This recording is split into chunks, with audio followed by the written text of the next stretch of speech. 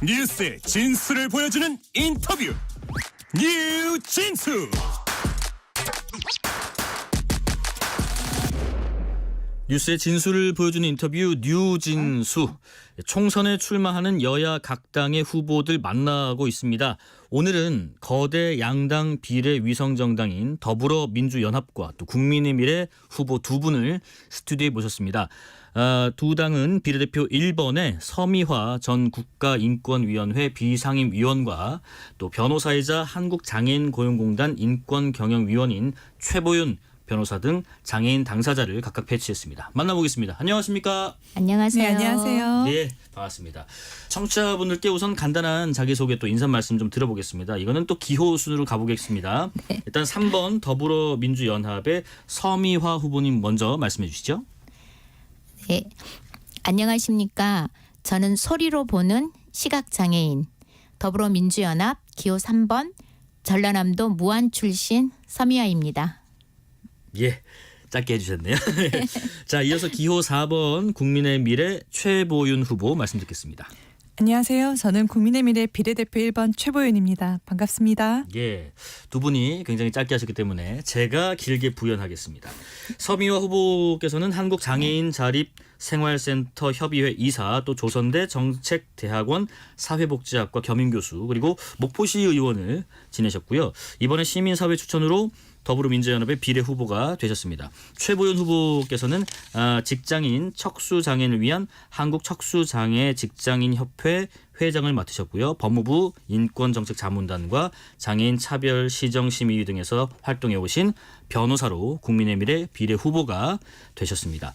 자, 장애인 관련 단체들의 장애인 비례대표 후보에 대한 기대가 무척 큽니다. 그래서 처음 비례 1번으로 배치되셨다는 소식을 들으셨을 때 그 마음이 어떠셨는지 우선은 최보윤 후보님부터 이번에 들어보겠습니다. 네. 저는 그동안 정치랑은 네. 관련 없이 네네. 이제 살고 있었던 상황이어서 네. 사실 부담이 없었다고 하면은 거짓말일 것 부담이 크셨나 같고요. 보네요. 네. 다만 이제 제가 당에 제 다짐 문구를 적었던 부분이 있습니다. 네. 힘겨움을 겪고 계실 모든 분들의 편에서 더 나은 미래를 만들어 가겠습니다. 라는 다짐인데요. 도전해서 여기까지 온 만큼 당과 여러분들 응원과 기대에 부응하기 위해 최선을 다하겠습니다. 예, 부담이 상당히 크셨지만 지금은 또 앞으로 결과가 어떻게 나오겠지만은 해내셔야 되는 목도 많으실 것으로 기대가 됩니다. 자, 서미화 후보님은 더불어민주연합의 후보 추천 과정에서 또 시민사회 몫에서 좀 논란이 좀 일부 있었잖아요. 뭐 예를 들면 반미 종북 인사 논란이 있던 분들이 좀 하퇴하면서 일부 진통도 좀 겪었고요. 서 후보님이 결국에는 비례 1번이 되셨는데 그때 마음이 어떠셨나요? 네, 저는 이제 시민사회단체 몫으로 이렇게 추천하는 국민 후보에 도전했다가 네네. 금방 말씀하신 것처럼 네. 처음엔 떨어졌습니다. 그리고 이제 그날 제가 3월 10일이었는데 예. 그 1번 대신 전지혜 씨가 30대 초반 청년 여성이었거든요. 네네. 그래서 저는 떨어져서 너무 아쉬웠지만 청년이기 때문에 진심으로 정말 축하드리고 또 장애에게도 좀 신경 써달라고 제가 맨 나중까지 남아가지고 격려와 축하를 드리고 나왔었어요. 예. 그리고 저는 이제 목포에 살고 있기 때문에 목포에 내려가서 이제 본연의 업무에 다시 이제 복귀를 하고 있었는데 뉴스를 통해서 네. 그러니까 사태 뭐 논란 이런 얘기를 나중에 언론을 통해서 들려오는 소식을 네. 이제 언론이 이렇다고 다른 분이 또 얘기해 줬어요. 저는 이제 내일 하느라고 뉴스도 잘 안 보고 네네. 이렇게 있었는데 그래서 이제 그 과정이 저는 좀 사퇴하고 또 이주희 변호사 같은 경우 양보해서 제가 1번이 됐더라고요. 예, 예. 그래서 아마 이제 더불어민주연합이라고 하는 이 대의적인 목적이 우리 사회의 사회적 불평등과 양극화 해소를 할 수 있는 어떤 대표적 임무를 1번으로 한다라는 어떤 합의가 있었던 걸로 알아요. 그래서 그런 어떤 목적에 의해서 제가 이제 1번이 됐기 때문에 네네. 상당히 어떤 무게감, 책임감 이런 느낌이 훨씬 저를 좀 무겁게 했었던 것 같습니다. 네. 박미영님께서요. 후보님들 반갑습니다. 또 인사도 해주고 계십니다. 계속해서 문자 주시면 저희가 중간중간에 두 후보님께도 질문 드려보겠습니다. 자, 두 분 모두 일선에서 참 전문적인 활동을 해오시다가 이제 국회 입성에 도전하셨는데 이렇게 결심하시게 되기 특히나 변호사 생활을 해오셨던 최보윤 후보님부터 좀 말씀을 좀 들어보겠습니다. 네, 저 앞서 말씀드렸듯이 저는 정치권 경험은 없습니다만 네네. 인권 분야 활동은 계속 해왔습니다. 예. 그래서 특히 이제 국민통합위원회에서 장애인 이동편의증진 특별위원회 활동을 했었는데요. 네네. 제 6차 장애인 종합정책계획 수립에도 제가 냈던 의견이 반영되기도 했고 이런 활동을 하다 보니까 좀 더 적극적으로 정책과 제도를 정비를 하고 예. 개인과 국가 사회에서 접점을 한번 찾아보고 싶다는 생각이 많이 들었습니다. 네네. 그래서 오랜 고민 끝에 이번에 비례대표를 신청하게 됐습니다. 네. 고민을 하신 거는 뭐 내가 잘할 수 있을까라는 고민인가 아니면 다른 외적인 고민이 좀 있으셨나요?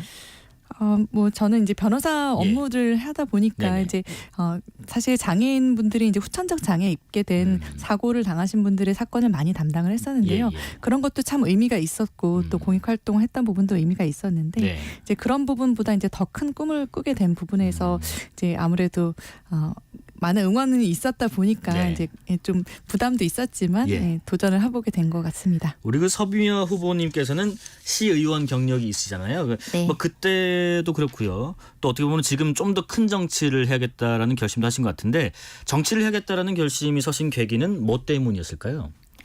내전에 한 14년 전입니다. 네네. 제가 2010년에 목포시 의원으로 당시에도 시민사회 단체와 장애인 단체, 여성 단체에서 추대해가지고 예. 전 박지원 국정원장님이 목포시 선출직 국회의원을 하실 때 네네. 저를 이렇게 이제 공천을 주셨었거든요. 4년 동안 그때 제가 시의원하면서 정말 열심히 했어요. 예. 그런데 의회도 여전히 뭐 비장애인 중심 구조로 만들어져 있었기 때문에 사실 너무 힘들었어요. 그 속에서 네네. 열심히 한다고 했지만 장애인이 또 당사자인 시각장애인인 제가 여러 가지 의회 활동을 하는데 너무 많은 이제 제한이나 장벽을 많이 겪으면서 네.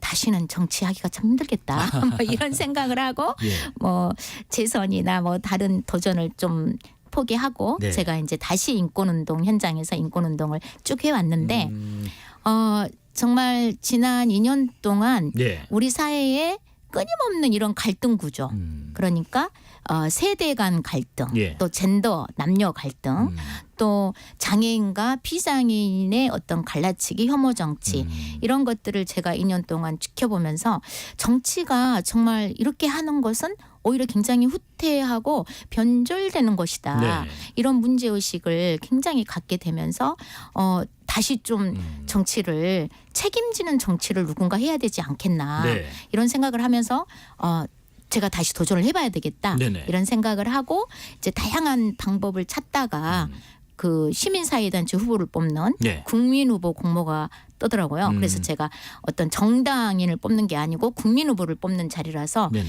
열심히 준비해가지고 여기까지 오게 됐습니다. 예. 네. 더불어민주연합의 서미화 비례 후보 또 국민의미래의 최보윤 비례 후보와 함께 말씀 나누고 있습니다. 두 분의 이력을 조금 더 자세히 살펴보겠습니다. 최보윤 후보님께서는 지난 2009년에 사법시험에 합격하시고 사법연수원에 재직 중에 좀 의료사고로 척추를 다쳐서 좀 장애를 갖게 되셨다고 들었는데 그때 심정은 좀 어떠셨어요? 네, 저 사실은 제가 두 번의 장애가 있었습니다. 네. 그러니까 첫 번째는 이제 사법시험을 준비하던 와중에 제가 왼팔이 마비되는 장애가 있었는데요. 그러셨군요. 네, 수술하고 입원을 하고 또 이렇게 재활 치료를 받고 네. 이런 과정을 겪으면서 사법시험을 그래도 포기하지 않고 끝까지 해내고자 했었고 예. 팔의 장애가 그때 기적적으로 완전히 회복이 됐습니다. 그래서 사법시험을 그리고 합격을 했고요. 예. 그렇지만 이제 그 기쁨이 있고 이제 잠시 후에 또 사법연수원 재직 중에 의료사고가 또 생겼었습니다. 그러게요. 예, 네. 그래서 다시 왼팔과 이번에는 왼쪽 다리까지 이제 심하게 마비가 되는 네네. 이제 두 번째 장애가 발생을 했었습니다. 그래서 지금은 휠체어를 타고 생활을 하고 있는데요. 네네. 이제 긴 병원 생활을 거치고 이제 사회로 나오게 됐습니다. 예. 네.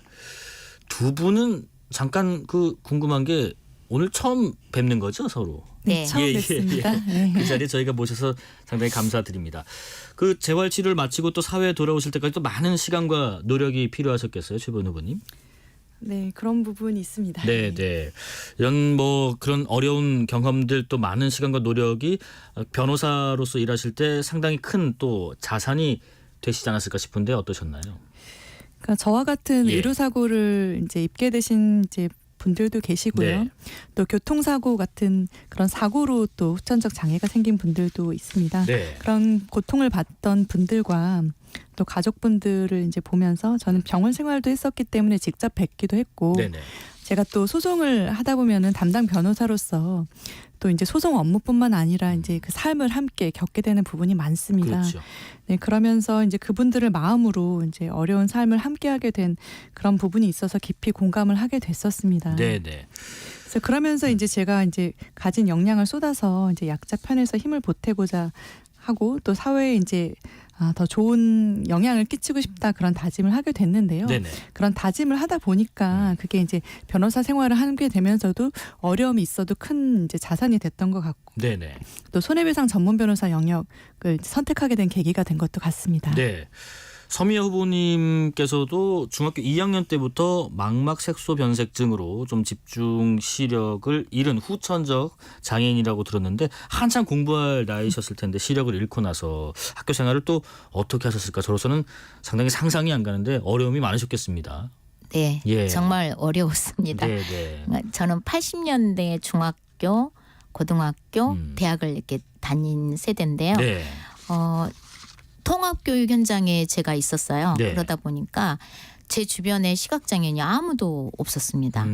그리고 이제 그 학교 환경은 다 비장애인 학생 중심으로는 책도 주고 칠판 글씨도 뭐 쓰고 시험지도 뭐 주는데 네네. 저 같은 시각장애인은 전혀 접근이 안 되는 이런 교육 환경이었는데 예. 제가 공부하는 것을 굉장히 좀 좋아했어요. 네네. 책도 잘 읽는 거 좋아하고 근데 갑자기 그렇게 이제 질병에 의해서 시각을 이렇게 잃게 되니까 예. 학교는 가는데 이제 접근이 안 되니까 계속 옆에 친구들한테 사정해가지고 예. 책도 읽어달라, 녹음도 해달라. 그러니까 당시에는 이 장애에 대한 책임이 공부를 해야 되는데도 전혀 그때는 문교부라고 했어요. 네네. 문교부가 통합교육 현장에 있는 저한테 어떤 서비스도 전혀 제도적으로 제공해주지 없는 못했다. 상황에서 공부를 했던 거죠. 예. 그래서 막연하게 10대였지만 이건 너무 불공평하다. 우리 학교가 사회가 그래서 굉장히 억울하다는 생각을 많이 하면서 네. 정말 힘든 학창 시절을 보냈죠. 3253님께서요. 정치계 입문을 앞둔 후보자님들에게 응원의 박수를 보냅니다. 의정 활동을 하시게 되면 지금 그 다짐으로 모두에게 박수 받는 국회의원이 되시기를 바랍니다 하시고요. 9196님 두 분 반갑습니다. 저는 한국 정치의 실망을 넘어서 분노를 느끼는 사람 중 한 사람인데요. 국회에서 서로 발목 잡는 정치, 비난하는 정치 좀 없애주십시오라는 바람도 주십니다. 서미애 후보님께 한 가지만 더 여쭤볼게요. 36살에 대학교 사회복지학과에 편입을 하셨다고 들었는데 이 계기가 교통사고였다는데 이게 무슨 말씀입니까?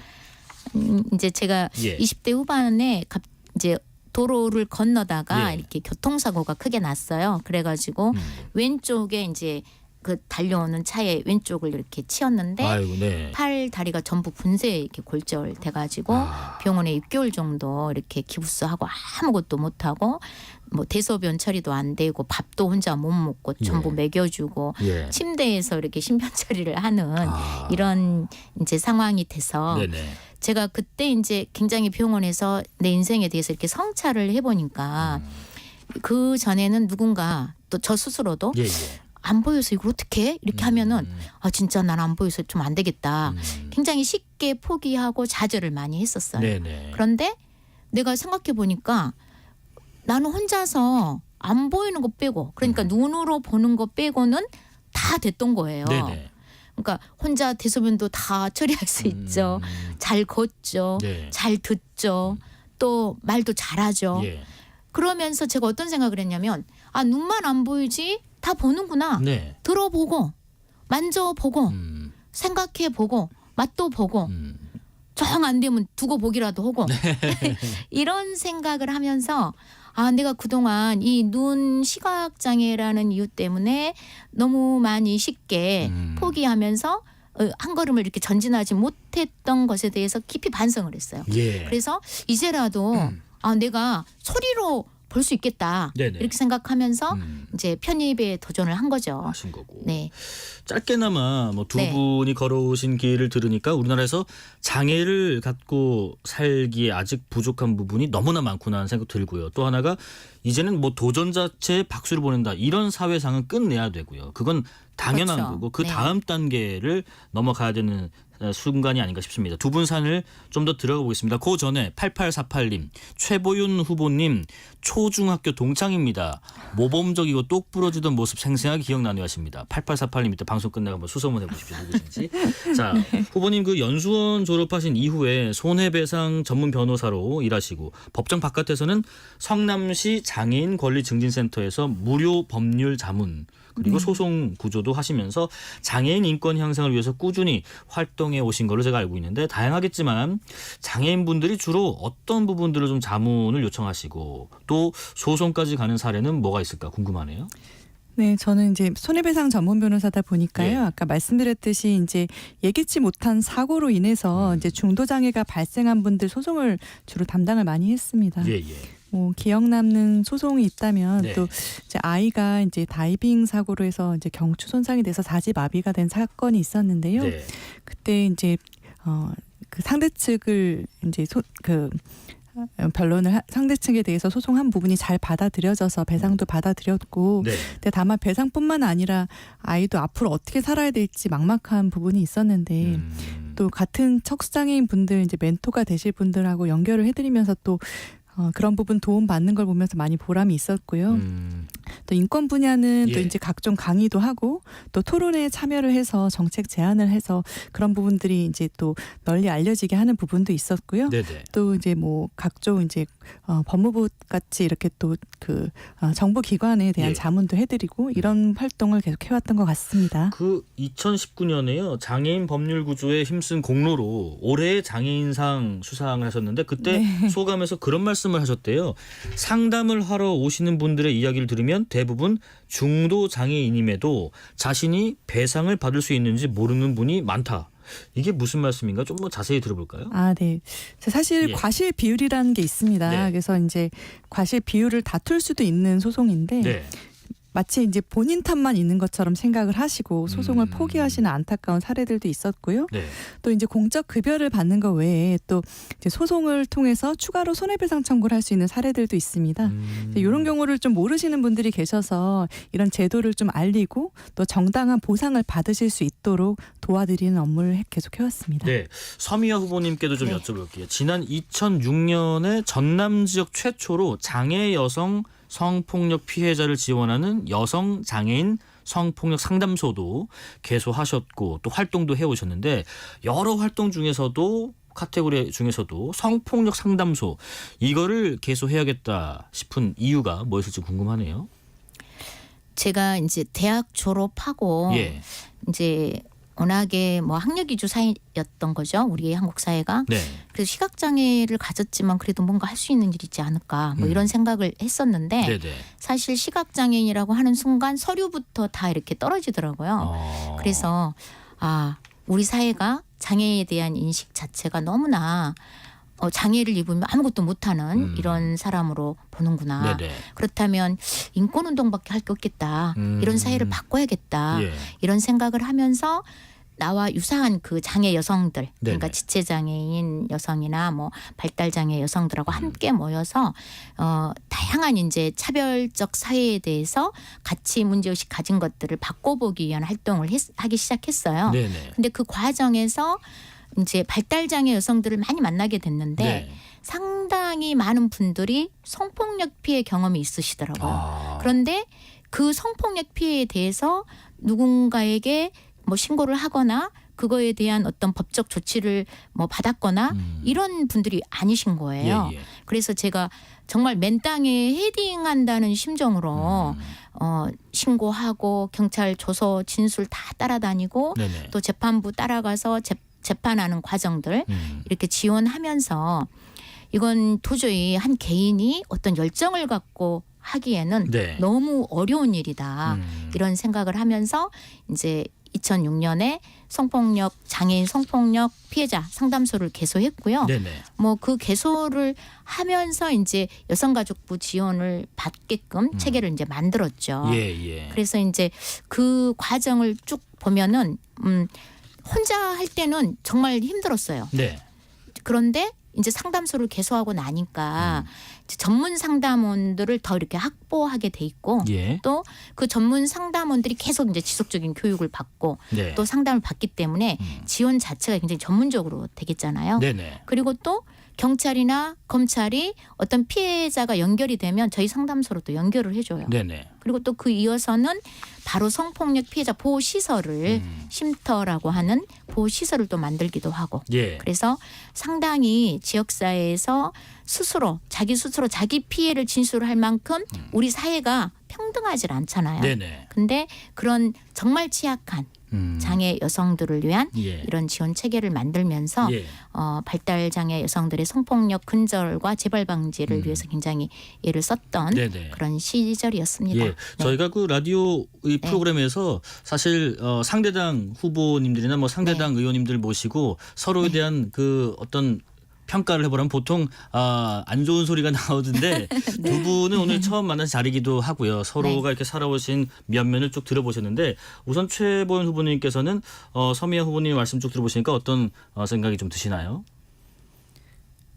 뭐 어쨌건 장애인 인권 예. 부분에서 네. 이제 좀 당을 떠나서 협력을 같이 해야 될 부분이 많지 않을까 그런 생각을 합니다. 네네. 저도 그런 부분이 좀 떠오르더라고요. 서미아 후보님은 최보연 후보님 말씀 좀 들어보시니까 현재까지 어떤 분인 것 같다 좀 싶으세요?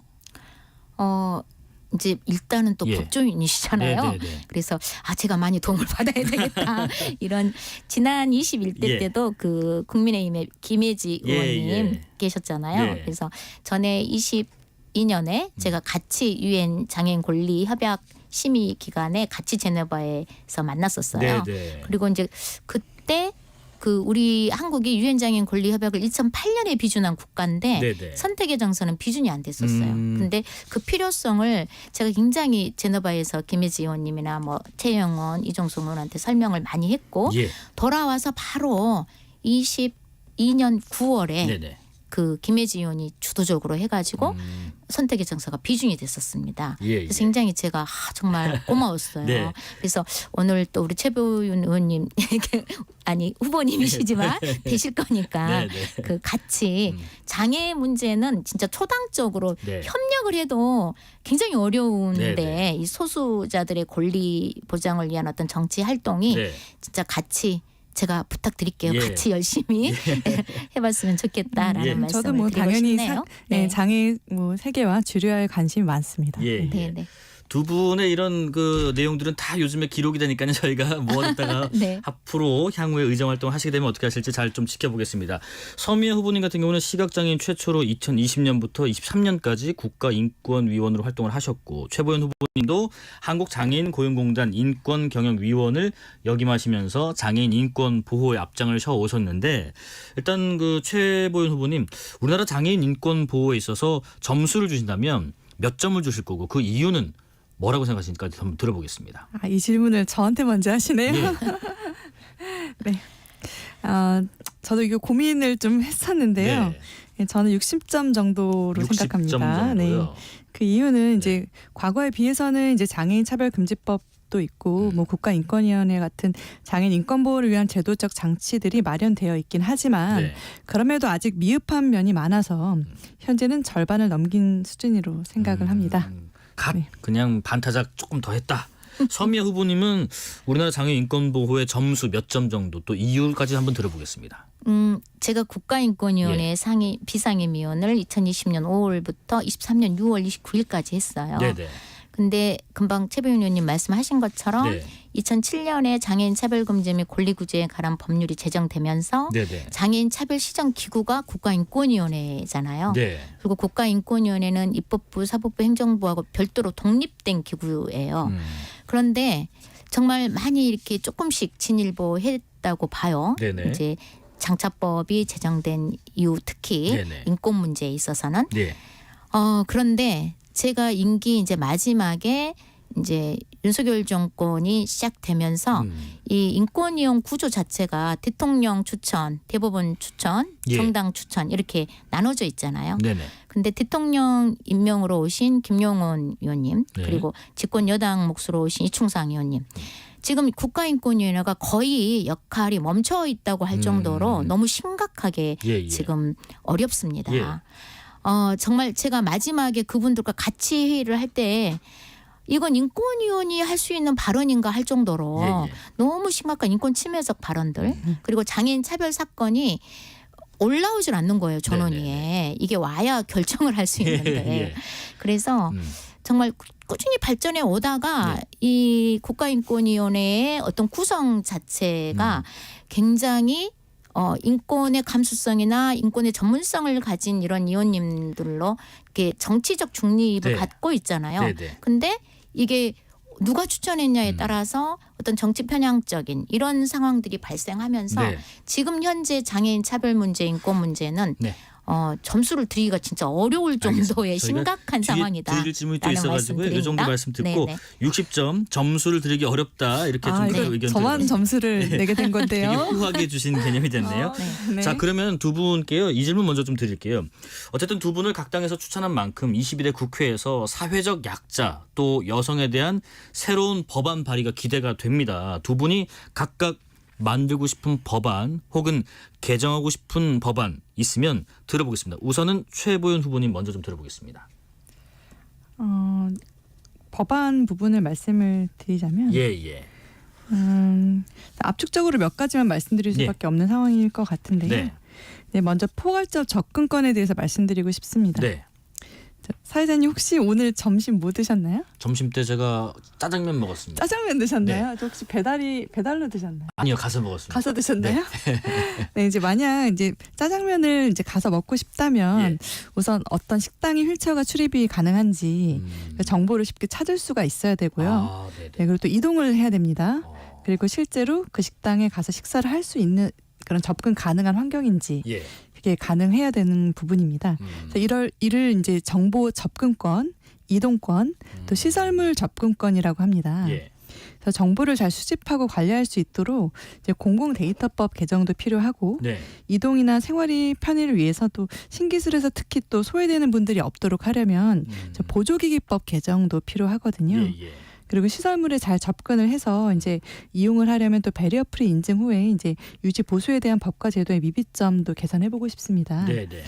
또 하나 이제 말씀을 또 드리자면 저는 장애의 주류화와 세계화를 좀 말씀을 드리고 싶은데요. 주류화와 세계화요. 네네. 그래서 모든 정책 분야에서 이제 장애 관점이 이제 포괄되어야 된다. 그게 장애 주류화의 개념이고요. 또 장애 세계화는 뭐 모든 분들이 공감하시겠지만 이제 유엔 장애인 권리 협약도 우리가 됐고 해서 장애 정책이 이제 세계화에 발맞춰서 네. 이제 가야 된다 이런 부분인데요. 뭐 예를 들면 이제 대표적으로 이제 공산품을 보더라도 이제 개발 초기 단계부터 이제 장애 관점을 반영할 수 있도록 이제 개선이 된다면 이제 네. 모든 분들이 편하게 쓰실 수 있도록 하는 그런 부분이 되고요. 네네. 네, 또 이제 아직 이제 부족한 세계화 부분은 또 많이 이제 더 돼야 될 텐데 뭐 EU에서도 이제 뭐 포괄적 접근권 관련돼서 이제 센터가 설립될 정도로 네네. 이제 또 세계화에서 또 좀 개선해야 될 부분이 많지 않나 이렇게 생각을 합니다. 예, 시간 관계상요. 우리 서미아 후보님에 대해서도 가장 만들고 싶은 법안 또 개정하고 싶은 법안 한 1분 남짓 정도 죄송합니다. 좀 들어보겠습니다. 네. 저는 제일 먼저 네. 교통약자 이동편의 증증법을 전면 개정하고 싶습니다. 예. 2019년에 이렇게 개정이 좀 되면서 그 저상버스 도입 같은 경우는 100% 대폐 차량이 이렇게 교체될 수 있도록 바뀌었습니다. 법률이. 네네네. 그리고 시행령 개정을 통해서 이제 특별교통수단에 대한 지원이 있기는 있는데 임의 규정입니다. 그래서 지금도 광역에서 광역을 휠체어를 이용하는 장애인들은 사실 우리나라 대한민국 장애인들이 광역을 갈 수가 없습니다. 교통수단이 유일한 게 리프트가 장착된 네네. 콜택시인데요. 이것이 반드시 국가 지원으로 체계가 바뀌어야 돼요. 그래서 네. 이런 부분들을 임의 규정이 아니고 정확하게 국가가 책임을 지면서 광역과 전국을 어디든지 원하는 시간에 장애인도 이동할 수 있는 시대가 되어야만 네. 가장 기본권이잖아요. 네. 이동할 수 있어야 학교도 가고 취업도 돼서 노동도 할 수 있는 거잖아요. 그래서 교통약자 이동 편의 증진법을 전면 개정함으로써 네. 장애인이 시민으로 이동하는 시대를 네. 만들고 싶습니다. 네. 알겠습니다. 문자 의견 듣고 마무리 좀 해봐야 될 것 같습니다. 윤혜성님, 장애인들 아직도 여전히 불편하게 지내고 있습니다. 더 많은 정책 확대가 필요합니다. 두 분이 하실 일들이 많습니다. KR팡님, 두 분 힘 모아서 장애인 인권 개선을 위해 노력해 주세요 하시고요. 4739님, 이 얘기 나올 줄 알았습니다. 두 분 다 말씀 정말 잘하시네요 하십니다. 뭐 말씀만 잘하시는 게 아니라 앞으로 일로서 보여주실 것을 좀 기대해 혹시 보겠습니다. 한 가지만 더 말씀하십시오. 말씀드려도 될까요? 네. 며칠 안 남았네요. 저 마지막으로 하고 싶었던 얘기가 말씀하십시오. 있었는데 네. 이제 장애 학대 예방의 날을 좀 지정하고 싶습니다. 장애 학대 예방의 날. 네, 예. 지금 노인 학대 예방의 날이 있고요, 아동 학대 예방의 날은 있는데 아직 장애 학대 예방의 날이 지정되어 있지가 않습니다. 그래서 장애인 복지법 개정을 통해서 이런 날이 지정이 돼서 또 국가의 책임도 더 강화하고 또 인식 제고를 하는 그런 계기가 되었으면 합니다. 예, 30초 딱 맞추셨습니다. 여기까지 말씀 듣겠습니다. 지금까지 서미화 더불어민주연합 비례대표 후보, 최보윤 국민의 미래 비례대표 후보였습니다. 두 분 감사합니다.